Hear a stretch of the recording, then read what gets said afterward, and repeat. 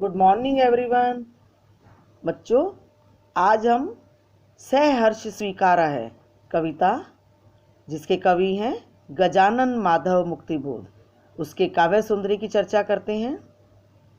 आपका भाव सौंदर्य व काव्य सौंदर्य दोनों अलग अलग से क्वेश्चन आते हैं।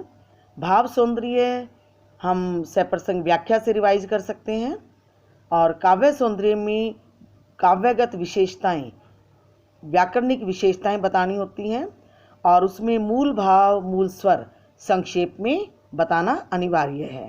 तो आप ध्यान से सुनेंगे।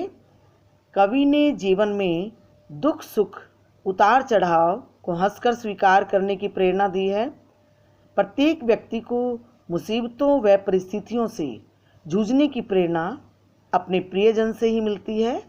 यह प्रियजन कविता में रहस्य बना हुआ है। माँ, पत्नी, प्रेयसी, बहन या कोई और। कवि ने जीवन में जो भी कमजोरियां या उपलब्धियां हासिल की हैं, उन्हें उसके प्रिय का प्रेम और समर्थन प्राप्त है। उसके सब कार्यों में कारण रूप में उसका प्रिय ही रहा है। कविता कवि के निजी अनुभवों पर आधारित है। कवि अपनी प्रेरणा के स्रोत को अज्ञात रखना चाहता है। यहाँ कवि ने अपना प्रिय किसको माना है? अपनी प्रेमिका को। कवि की गर्बीली गरीबी, गंभीर अनुभव, विचार चिंतन, भावनाओं की नदी सब मौलिक हैं। ये सब उसे अपनी प्रेमिका के प्रेम का संबल पाकर ही प्राप्त हुए हैं। कविता के अंत में कवि अपनी प्रेमिका को भूलना चाहता है। उसे अपने भविष्य के प्रति आशंका है, उसे भय है कि वह अपनी प्रेमिका के स्नेह के अभाव में अकेला जी नहीं पाएगा। अतः हम यही कह सकते हैं कि कविता का मूल भाव कवि की मनस्थिति का सजीव चित्रण है। कवि ने अपने जीवन के समस्त खट्टे मीठे अनुभवों, कोमल कठोर अनुभूतियों तथा सुख दुख की स्थितियों को सहर्ष स्वीकारा है। काव्यगत विशेषताएं देखिए।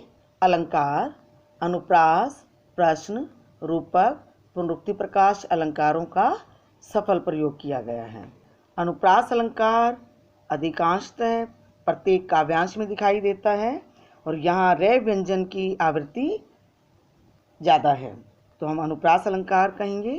प्रश्न अलंकार, जहाँ कवि कहता है कि जाने क्या रिश्ता है, तो यहाँ प्रश्न अलंकार है। उसके बाद रूपक अलंकार की बात करें, दक्षिणी ध्रुवी अंधकार समस्या, यहाँ रूपक अलंकार है। कवि ने अंधकार समस्या को, अमावस्या को कष्टों का, मुसीबतों का रूप दिया है।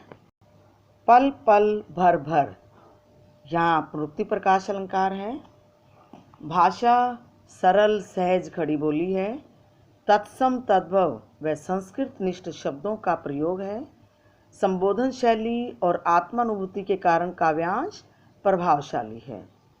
पदावली आकर्षक है, प्रेरक है व प्रवाहमयी है। मुक्त छंद होते हुए भी अर्थ की लय और गतिशीलता है। वियोग श्रृंगार व वीर रस का मिश्रण है। जब कवि अपनी प्रेमिका के विरह में तड़पता है, दुखी होता है, तो यहाँ वियोग श्रृंगार रस है। और जब उसके बिना जीने की हिम्मत करता है और भूलने का दंड मांगता है, तो वहाँ कौन सा रस है? वीर रस। और कवि जब यह भी कहता है कि जो भी जीवन में मेरी कमजोरियाँ रही या मैंने दुखों को सहन किया, वो अपनी प्रेमिका की प्रेरणा से ही, तो यहाँ वीर रस की अनुभूति है। कवि का प्रिय अज्ञात, अब यहाँ प्रिय किसको माना? प्रेमिका को। और इसका रहस्य अत्यंत प्रेरक है। अगर हम मुक्त छंद की बात करें तो कह सकते हैं कि भाषा निर्झर के समान, निर्झर क्या होता है? झरना, किसी भी बंधन से मुक्त है। न लय का, न तुक का, न छंद का, किसी प्रकार का कोई बंधन नहीं है। केवल अर्थ की लय और गतिशीलता कायम है। बच्चों, आज का होमवर्क है काव्य सौंदर्य, आप नोटबुक में लिखेंगे, भाव सौंदर्य काव्य सौंदर्य दोनों का अभ्यास करेंगे। Thank you.